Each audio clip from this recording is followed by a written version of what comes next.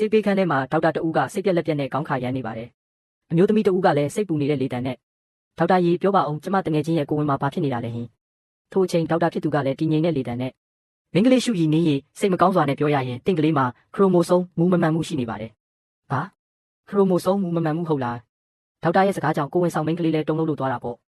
ထို့အချိန်ထူးဆန်းတာတစ်ခုဖြစ်ပေါ်လာပါတယ်အဲ့ဒါကတော့ဘိုက်ထဲမှာရှိနေတဲ့ကလေးလေးရဲ့စကားပြောနေတဲ့အတန်ပါရှုရည်နေဒီနာမည်ကငါဖတ်ဖူးတဲ့ CEO အချစ်ဝတ္ထုတွေကစက်ကောင်မဟုတ်ဘူးလားငါကအဲ့ဒီဝတ္ထုထဲမှာတည်ဆုံသွားတဲ့မွန်လိုက်စက်ကောင်ရဲ့ဘိုက်ထဲကကလေးဖြစ်ဝင်စားဖို့ရောက်လာတာလားဘိုက်ထဲကကလေးငယ်လေးရဲ့စကားတန်တွေကိုမြည်သူတဦးတယောက်မှသတိမထားမိပါဘူးတုံလုံးနေတဲ့ရှုရည်နင်းကဒေါက်တာဒီကလေးကိုမမွေးသင့်တော့ဘူးလားလို့မေးလိုက်ပါတယ်ဒေါက်တာကလည်းဟုတ်ပါတယ်ကလေးမှာပြဿနာရှိနေပါတယ်ကိုဝင်ဖြတ်ချပြီးခွဲစိတ်မှုကိုအမြန်ဆုံးလုပ်ဖို့အကြံပြုပါတယ်အပြင်မှာပြောနေကြတဲ့စကားတန်တွေကိုဘိုက်ထဲမှာရှိနေတဲ့ကလေးလေးကအကုန်ကြားနေရတာပါထိုကလေးလေးကဘီလီယံချီတန်မိုးရှိတဲ့လုပ်ငန်းစုရဲ့အမွေဆက်ခံသူဖြစ်လာမယ်လို့ထင်ခဲ့တာအခုတော့မမွေးဖွားရသေးခင်ကတည်းကတေလူလိုဖြစ်နေပြီဆိုပြီးညီးတွားနေတာပေါ့ဆရာဝန်ကတော့ယောဂအကြောင်းကိုဆက်ပြီးရှင်းပြနေပါတယ်ဒီလိုခရိုမိုဆိုးမူမမှန်မှုဆိုတာအပိုခရိုမိုဆိုးတစ်ခုပါလာတာကိုဆိုလိုတာပါဒီလိုကလေးတွေမွေးလာရင်မကောင်းဆိုးဝါးမွေးဖွားလာတယ်လို့ပဲဒေါသကြီးမယ်စိတ်လှုပ်ရှားလွယ်ပြီးမိဘကိုတောင်ရန်ရှာနိုင်တယ်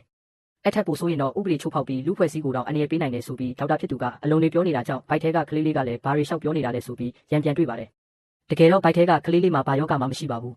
ကိုဝင်ဆောင်မင်းကလေးရဲ့ဘေးနားမှာရက်နေတဲ့တငယ်ချင်းဖြစ်သူလင်းဟိုင်းချန်ဆိုတဲ့မိန်းမယုတ်ကဒီကိုဝင်ကိုဖျက်ချစေခြင်းလို့ဒေါက်တာဖြစ်သူကိုလက်ထိုးပြီးပူပေါင်းကြံစီထားတာပါဘိုက်ထဲမှာရှိနေတဲ့ကလေးလေးကစွမ်းအားကြီးပုံရပါတယ်ဒါတွေကိုအလိုလိုသိနေတာပါဒေါက်တာကတော့ကိုဝင်ဆောင်မင်းကလေးကိုကိုဝင်ဖျက်ချခွဲစိတ်မှုအတွက်စာရွက်စာတမ်းမှာလက်မှတ်ထိုးလိုက်ဖို့စီးရုံးနေတာပေါ့ဘေးနားမှာရှိနေတဲ့တငယ်ချင်းဖြစ်သူမိန်းမယုတ်ကလည်းရီနင်းဒီလိုကလေးမွေးလာရင်နင့်အတွက်အန္တရာယ်ပဲမင်းလုံးဝမတွန့်ဆုတ်နဲ့ရှုရီနင်းလို့ခေါ်တဲ့ကိုဝင်ဆောင်မင်းကလေးကစိတ်ညစ်တဲ့အမူအရာလေးနဲ့သူမရဲ့ပိုက်ကလေးကိုပုတ်ခါကလေးလေးကိုမေမေတကယ်ချစ်ပါတယ်ဒါပေမဲ့မေမေတို့ကလေးလေးကိုမွေးလို့မရဘူးတဲ့အဲ့အတွက်တောင်းပန်ပါတယ်နော်မေမေပြောနေတဲ့စကားတန်တွေကိုဘိုက်ထဲမှာရှိနေတဲ့ကလေးလေးကကြားလိုက်ရတာကြောင့်မဟုတ်ဘူးမေမေသူပြောတာတွေကိုမယုံနဲ့ကလေးလေးကဘိုက်ထဲကနေအော်ပြောပြီးတားနေပေမဲ့မိခင်ဖြစ်သူကတော့လက်မှတ်ထိုးဖို့ဟန်ပြနေပါတယ်မိမယုတ်ကတော့အကြံစီအောင်မြင်တော့မယ်ဆိုပြီးပြုံးလို့နေတာပေါ့ထိုအချိန်ခဏနေအောင်ဆိုတဲ့အတန်နဲ့အတူကိုဝင်ဆောင်မင်းကလေးရီနင်းရဲ့အမျိုးသားဖြစ်သူကျင်းရင်ရောက်ရှိလို့လာပါတယ်ရီနင်းကလေးကအဆင်ပြေရဲ့လားအမျိုးသားဖြစ်သူကမေးလိုက်တာကိုဘေးနားမှာရှိနေတဲ့မိမယုတ်လင်းဟိုင်းချန်ကအတင်းဝင်ရောက်ဖြေဆိုပါတယ်အကိုကျင်းရင်ကလေးရဲ့မျိုးဗီဇမှာချိုရင်းချက်ရှိနေတယ်ရီနင်းကိုလည်းအရန်အပြစ်မတင်ပါနဲ့သူ့ကျမ်းမာရေးမကောင်းလို့ပုံမှန်ကလေးမရနိုင်တာဖြစ်နိုင်တယ်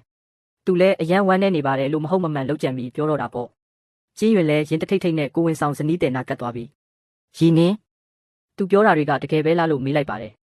ဇနီးဖြစ်သူရီနင်းကလည်းဆရာဝန်ကကလေးရဲ့ခရိုမိုဆိုးမှာပြဿနာရှိတယ်လို့ပြောတယ်မွေးလာရင်လူဖွဲ့စည်းကိုအန္တရာယ်ဖြစ်စေနိုင်တယ်တဲ့ဒေါက်တာဖြစ်သူကလည်းသူတို့ရဲ့အကြံစီအောင်မြင်ဖို့အတွက်မစ္စတာကျင်းရင်အမြန်ဆုံးဆုံးဖြတ်ချက်ချလိုက်ပါကိုဝင်ဖြတ်ဖို့အတွက်အချိန်ကြာလေမိခင်အတွက်အန္တရာယ်ပိုများလေပဲဆိုပြီးဝင်ရောက်တိုက်တွန်းပါတယ်ခင်မုန်းဖြစ်သူကလည်းငါတို့ကငယ်သေးတာမို့နောက်မှကလေးထက်ယူလဲအဆင်ပြေပါတယ်ဆိုပြီးနှစ်သိမ့်ပေးတာပေါ့ခင်မုန်းဖြစ်သူကအလွယ်တကူခွင့်ပြုပေးလိုက်တာကိုရီနင်းတယောက်သိပ်ပြီးသဘောမတွေ့ပါဘူးငါတို့နှစ်ယောက်ရဲ့ဒီကိုဝင်ကလည်းမတော်တဆရခဲ့တာတကယ်တော့သူကိုယ်တိုင်လည်းဒီကလေးကိုမလိုချင်တော့ဘူးထင်တယ်လို့ဝမ်းနဲ့စွာတွေးနေရင်လက်မှတ်ထိုးဖို့ဆုံးဖြတ်လိုက်ပါတော့တယ်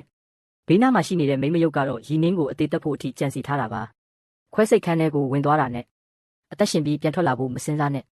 နေရောကလေးရောနှစ်ယောက်လုံးတည်သွားအောင်လုပ်နိုင်တဲ့နီလန်းတွေငါမှအများကြီးရှိတယ်လို့တွေးတော့ကျင်းဝနေတာပါမိခင်ဖြစ်သူရီနင်းကလက်မှတ်ထိုးလိုက်ရင်အနေအကျရောက်တော့မှာကိုကြိုးတိနေတဲ့ဘိုက်ထဲကကလေးလေးကဖေဖေနဲ့မေမေကျေးဇူးပြုပြီးလက်မှတ်မထိုးပါနဲ့ဒါကလှည့်စားမှုတစ်ခုပါလို့အော်ဟစ်တားဆီးလိုက်ပါတယ်ထူးခြားတာကထိုကလေးလေးရဲ့အတန်ကိုဇနီးမောင်နှံနှစ်ဦးဖြစ်တဲ့ကျင်းရွင်နဲ့ရီနင်းတို့ပဲကြားနေရတာပါနှစ်ဦးစလုံးလည်းတအံ့တော်နဲ့ဒါကဘာတန်လဲလို့ပြိုင်တူရေရွတ်လိုက်ကြပါတော့တယ်